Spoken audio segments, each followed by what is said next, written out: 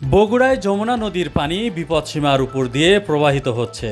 উজান থেকে নেমে আসা পাহাড়ি ঢল ও অতিবৃষ্টির কারণে যমুনার পানি সমতল সারিয়াকান্দি পয়েন্টে বিপদসীমার ৩২ সেন্টিমিটার উপর দিয়ে প্রবাহিত হচ্ছে। বৃহস্পতিবার বিকাল ৩টায় পাওয়া সর্বশেষ তথ্যের ভিত্তিতে বিষয়টি নিশ্চিত করেছেন বগুড়া পানি উন্নয়ন বোর্ডের কর্মকর্তারা।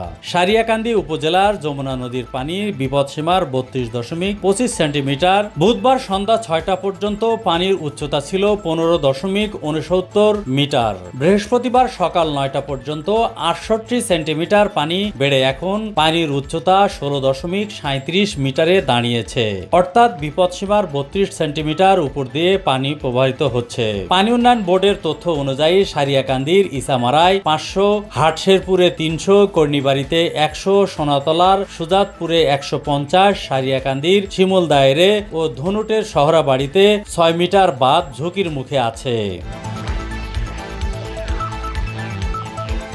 পানি উন্নয়ন বোর্ডের উপবিভাগীয় প্রকৌশলী হুমায়ুন কবির জানান, পানি বাড়ার কারণে সারিয়াকান্দির চরগুলোর নিম্ন অঞ্চল প্লাবিত হয়েছে। সারিয়াকান্দির কর্ণিবাড়ি, কামালপুর, হাটশেরপুর, ফুলবাড়ি, চালুয়াবাড়ি চর অঞ্চলের নিচু জায়গা তলিয়ে গেছে। দীর্ঘ ৪৫ কিলোমিটার বন্যা নিয়ন্ত্রণ বাঁধে এখনো কোনো ঝুঁকি দেখছে না। ৬টি পয়েন্টে নদী ভাঙলেও সবচেয়ে গুরুত্ব দেওয়া হচ্ছে ইসামারা অংশে, কারণ নদী থেকে বন্যা নিয়ন্ত্রণ বাঁধের দূরত্ব মাত্র ৩০০ মিটার। গত বছর যেখানে ১৭০০ মিটার ভেঙেছিল সেখানে কাজ করা হয়েছে। যমুনার ভাঙ্গনের যে গতি, তাতে তীব্র ভাঙ্গন শুরু হলে বাঁধ পর্যন্ত ঠেকে যেতে বেশি সময় লাগবে না। বগুড়ার জেলা প্রশাসক মোহাম্মদ সাইফুল ইসলাম গণমাধ্যমকে বলেন, সারিয়াকান্দি, সোনাতলা, ধনুটের বাঁধের ঝুঁকিপূর্ণ এলাকা তিনি ঘুরে দেখেছেন। জনগণের কোনো ক্ষতি না হয় সেজন্য সংশ্লিষ্টদের দ্রুত উদ্যোগ নিতে বলেছেন তিনি।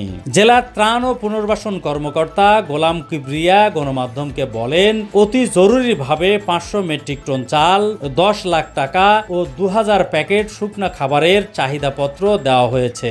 তিনি আশা করেন ২-১ দিনের মধ্যেই সেগুলো পৌঁছে যাবে।